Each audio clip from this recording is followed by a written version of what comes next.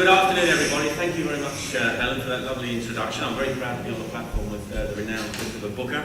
And when Robert Olds asked me to come and do this, he said I'd be on quite late, so I thought I'll get the graveyard shift, so I'll use it to bury the European Union.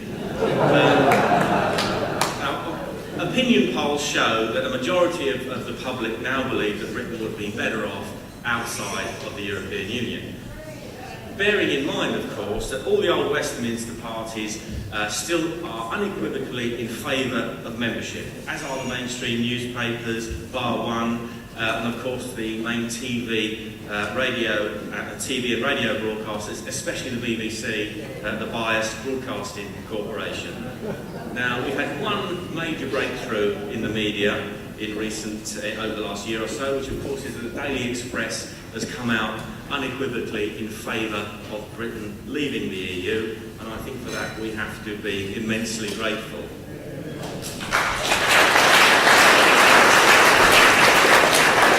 Even with most of this country's politicians and so-called media opinion formers still firmly in favour of continued EU membership, nevertheless the majority of the British people now believe it is not in Britain's interest to be a member of the EU.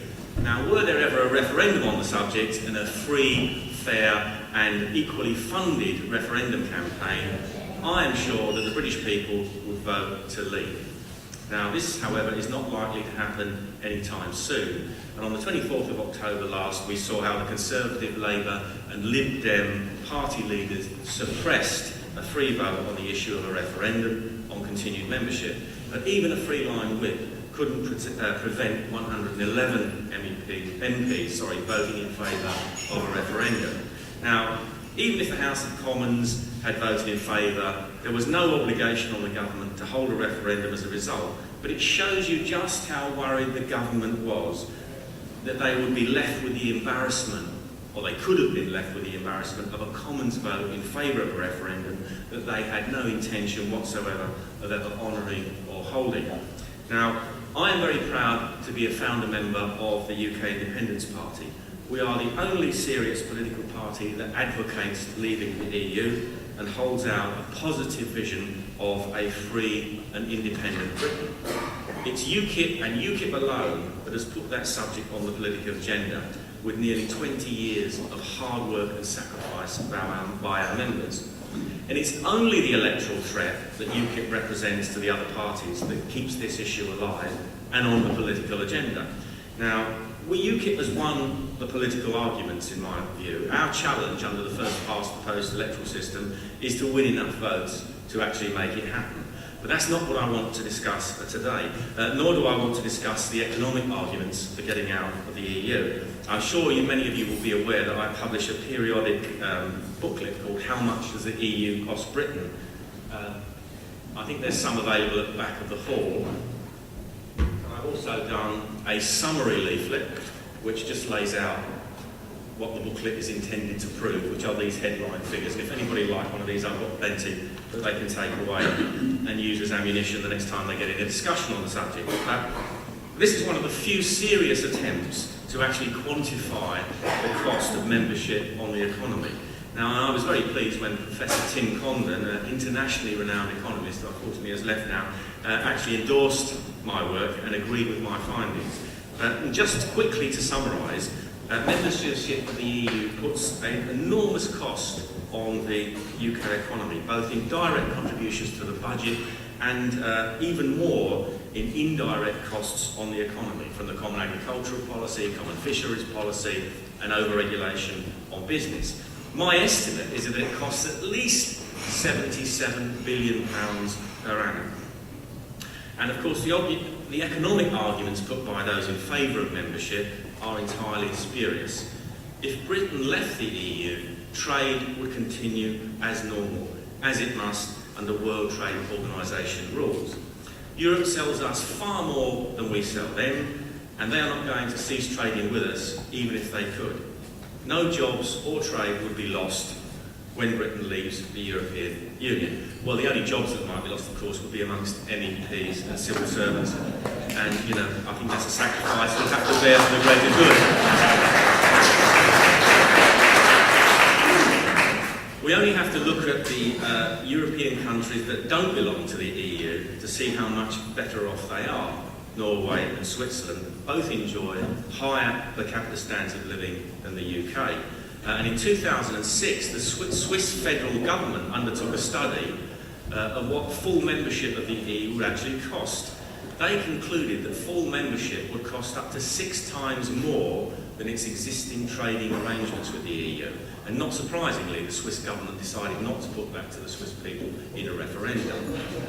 And of course, the Norwegians, whenever they've been asked this question in referenda, have voted no.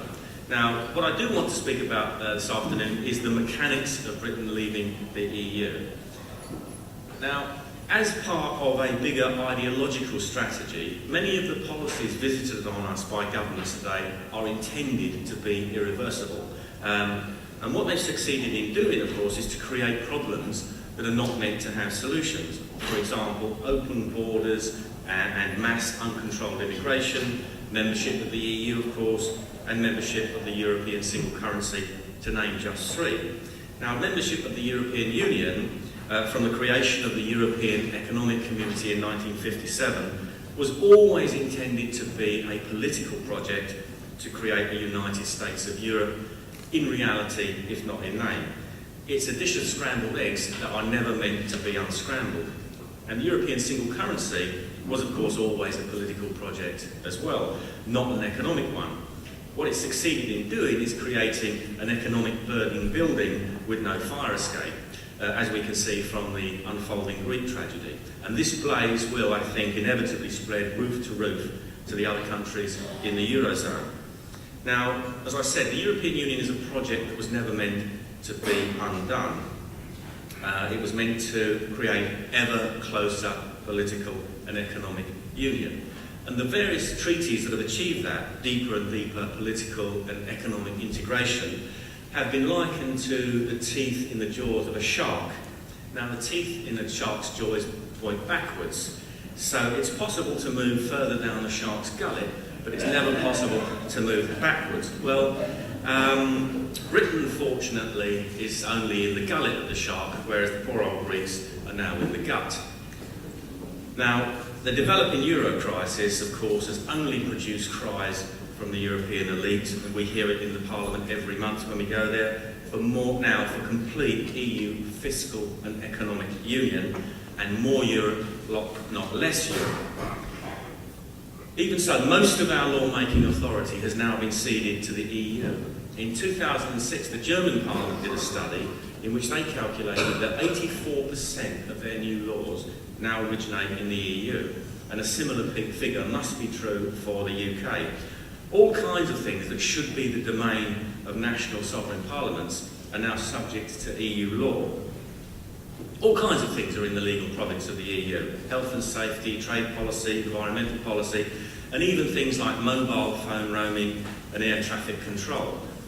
The practical difficulties of unravelling this problem are meant to be enormous, and they will be enormous, but they're not impossible. These and a myriad of other policy areas have been absorbed and woven into a Europe-wide network that has been deliberately constructed into a modern political Gordian knot. Now, for the first time in Article 50 of the Lisbon Treaty, the EU actually concedes that member states have the right to leave, and it lays down a procedure for doing so. However, the terms of withdrawal would be set by the EU itself and would take at least 2 years, and would put a financial cost on the country seeking to leave. Now, when the time comes, when Britain leaves the EU, it should be done not in accordance with the EU's rules or requirements, but our own. Now, do we need a modern Alexander to cut the Gordian knot, or at least a Winston Churchill with the courage and determination to lead us out of servitude? Well, we can't see any on the British political horizon. And I don't think so. I think what we need is just a Prime Minister who understands what the national interest is, who believes in democratic parliamentary self-government, and who's got the guts and determination to do what is necessary to restore it.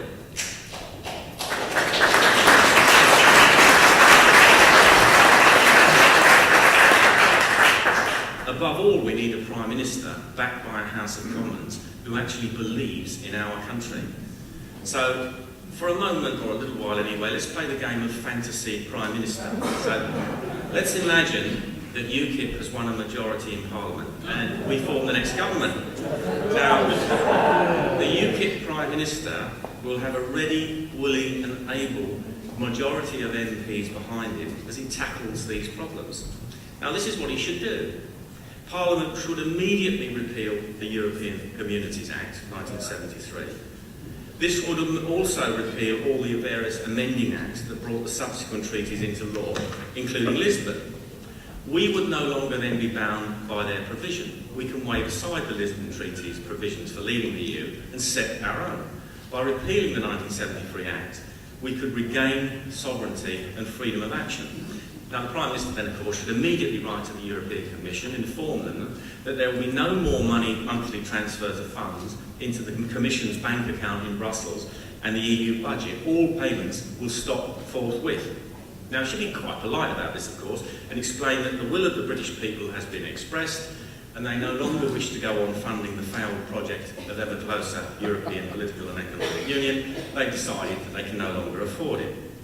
However, he will, of course, point out that the British people and its government want peace, friendship, trade and cooperation with the peoples of Europe, and since they sell us far more than we sell them, trade will continue perfectly normally. Now, we could of course offer to negotiate a free trade agreement with the EU, but any such agreement should be a consequence of leaving and not a condition. It has to come after we've left, not before. Now, the jurisdiction of the European Court of Justice and the European Court of Human Rights should be set aside and repudiated by Parliament. The Human Rights Act should be repealed and Britain should withdraw from the European Convention on Human Rights. This would hand power and responsibility back to our own courts and legal system, and the English courts would have no higher authority than that, above them than that of the Supreme Court. Now, this of course is just where the real task begins. There are thousands upon thousands of laws originating from the European Union in the forms of directives incorporated into law by means of Acts of Parliament and EU regulations. If all these laws were repealed overnight, there would of course be ensuing chaos. So what I'm suggesting is that when Parliament repeals the 1973 Act, they should simultaneously replace it with a temporary enabling act that would keep all the EU-created laws in place. The next action of Parliament should be to appoint a special committee to repeal and replace this legislation over a given period.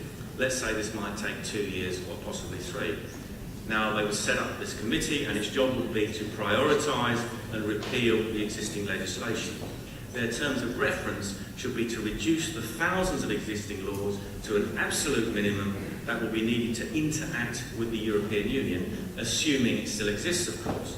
Now, this rump of laws could then be enshrined, for the sake of argument, I would call a European Union Relationship Act. These minimal laws would be something we decide on and subject to parliamentary sovereignty. We would be free to amend them or repeal them as future parliaments decide. To protect the work done, I think we also need a constitutional act that should be passed that would never allow sovereignty to be ceded again without at least a 75% majority of the British people in a referendum.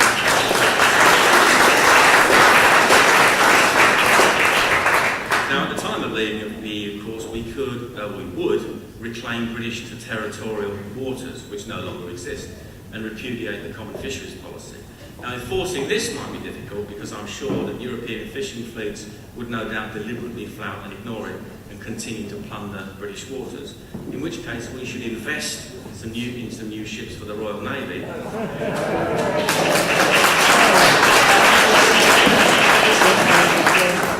Bringing the Royal Navy back from the edge of extinction where it now is, and give them a job to do in policing our waters, I think, which would restore their confidence and the nation's confidence. Now, the British economy would gain a tremendous boost from leaving the EU. We could immediately start to restore a British fishing industry destroyed by the common fisheries policy. We could create our own farming policy and a sustainable food production policy that benefits small and medium farmers. rather than the industrial farmers who milk the common agricultural system. Now, lower food prices on the world market would put money back in the pockets of the least well-off and boost the economy. Business would be freed from the dead weight of EU regulation. This regulation currently burdens 100% of businesses, although only about 9 to 10% of the British economy as a whole actually trades with the EU. Freedom from the dead hand of EU regulation, along with the repeal of other job-destroying regulation, would revitalise the economy and give fresh hope to those out of work, especially the young, who are finding it increasingly difficult to find employment. Now, we would, of course, as well gain control of our immigration policy. We could put in place meaningful border controls and decide the basis on which we want to allow people in our country, whether on a temporary or a permanent basis. It would be our laws rather than the EU's. Now, our UKIP Prime Minister could then implement policies on a much wider positive vision for Britain. Now, for a start, Britain would gain control of its own trade policy. We could return to what should have been the positive vision in 1972, before Edward Heath betrayed this country into the European Economic Community. And we can return to the European Free Trade Association. Now, EFTA is what most people want and would approve of. Britain can show real leadership now to the other countries in Europe by throwing its weight behind EFTA. EFTA is about free trade and liberalising trade and investment without the need for political integration. Norway and Switzerland are already members, and it has free trading agreements with covering at least 32 other countries. Britain would remain a member, or could remain a member, of the European Economic Area. The EEA allows nations to participate in the so-called single market without assuming the full responsibilities of EU membership. Now, Norway and Switzerland are members of the EEA, and as I've already said, enjoy more prosperity and a higher level of prosperity per capita than the UK. Now, where a UKIP government, I think, could show visionary leadership is in the creation of a Commonwealth free trade area. We can reconnect economically with those countries we abandoned in 1973.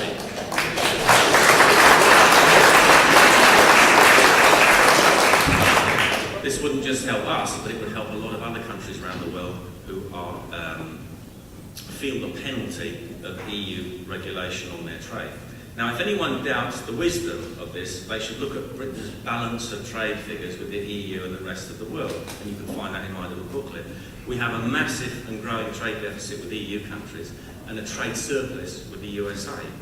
Now, of course, we want to trade with the countries of Europe, but it's natural and beneficial that we want to trade with those countries with whom we have, for example, a common language and similar legal systems. Now, it will be challenging for Britain to leave the European Union. There's no doubt about that. Of course it will. But can it be done?